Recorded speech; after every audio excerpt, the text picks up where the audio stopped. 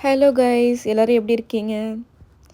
நல்லா இருக்கீங்கன்னு நினைக்கிறேன். ஸோ நான் இன்றைக்கி கனடாவில் போயிட்டு ரொம்ப நாளாக எனக்கு ஃபிஷ் சாப்பிட்ணுன்னு ரொம்ப க்ரேவிங்ஸாக இருந்துச்சு. யூஸ்வலாக இந்தியாவில் வந்து எங்கள் அம்மா செஞ்சு சாப்பிட்டு தான் எனக்கு பழக்கம். இங்கே கனடா வந்ததுக்கப்புறம் நான் ஃபிஷ்ஷே சாப்பிடல வீட்டில் குக் பண்ணி. ஹோட்டல்லையுமே ரொம்ப ஃப்ரெஷ்ஷாக இருக்குமான்லாம் தெரியல. அதனால் நாங்கள் ஹோட்டல்லையுமே ஃபிஷ் மட்டும் ட்ரை பண்ணவே இல்லை. ரொம்ப நாளாகவே ஃபிஷ் சாப்பிட்ணும் எங்கள் அம்மாவோட ஞாபகம் தான் வந்துகிட்டே இருந்துச்சு. சரி, அதனால் போய் பக்கத்தில் உள்ள கடையில் ஃப்ரெஷ்ஷாக ஃபிஷ் சேல் பண்ணிகிட்டு இருந்தாங்க. இங்கே தமிழ் கடையும் நிறைய இருக்குது. போயிட்டு நான் சங்கரா ஃபிஷ், அதாவது எங்கள் ஊரில் செங்கால மீன் அப்படின்னு சொல்லுவாங்க. போயிட்டு செங்கால மீன் வந்து ஜஸ்ட்டு 4 பீசஸ் தான் சின்ன சின்ன ஃபிஷ் வாங்கிட்டு வந்தேன். அதுவே $20 வந்துருச்சு.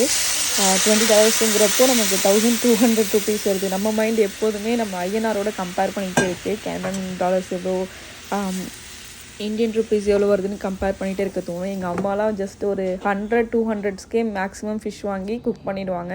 பட் நான் இங்கே வந்து ஒரு $1200 கொடுத்து ஜஸ்ட்டு 4 சங்கரா மீன் வாங்குறப்போ ரொம்ப கஷ்டமாக தான் இருந்துச்சு. பட் இருந்தாலும் நம்ம எவ்வளோ நாள் தான் நான்வெஜ் சாப்பிடாமலே இருக்க முடியும். அதனால் பக்கத்துள்ள ஷாப்பில் போய் வாங்கிட்டு ஃப்ரெஷ்ஷாக வந்துருந்துச்சுன்னா அவங்க காலையிலே வாட்ஸ்அப்பில் மெசேஜ் பண்ணிட்டாங்க, இன்றைக்கி ஃபிஷ்ஷு வந்து ஃப்ரெஷ்ஷாக வந்திருக்கு, யாருக்கெல்லாம் வேணுமோ நியர்பை பீப்புளெலாம் வந்து வாங்கிக்கோங்க அப்படின்னு சொல்லி காலையிலே வாட்ஸ்அப் குரூப்பில் போட்டாங்க. அதனால் நான் போய் பக்கத்தில் இருக்க ஷாப்பில் சங்கரா மீன் மட்டும் வாங்கிட்டு வந்து சமைக்க போய் எனக்கு புதுசு எல்லாமே. நான் இது வரைக்கும் நான்வெஜ்ஜே வந்து தனியாக சமைச்சதே கிடையாது. ஏன்னா வந்து வேறு வழி இல்லை, நம்ம தான் சமைச்சாகணும். பசிச்சதுன்னா நம்ம தானே சமைச்சு சாப்பிட்டாகணும். அதனால் அப்படி இப்படின்னு கேட்டு அம்மாக்கிட்ட ஃபோன் பண்ணி கேட்டு எப்படி சமைக்கிறது சொல்லுங்கள் அப்படின்னு கேட்டு நம்ம ஃபுல் டீட்டெயிலாக அவங்கள்ட்ட கேட்டு சமைச்சது தான் இது.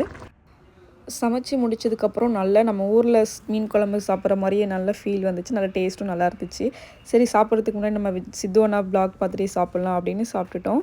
Thank you, bye bye friends. உங்களை இன்னொரு வீடியோவில் பார்க்குறேன். டாடா.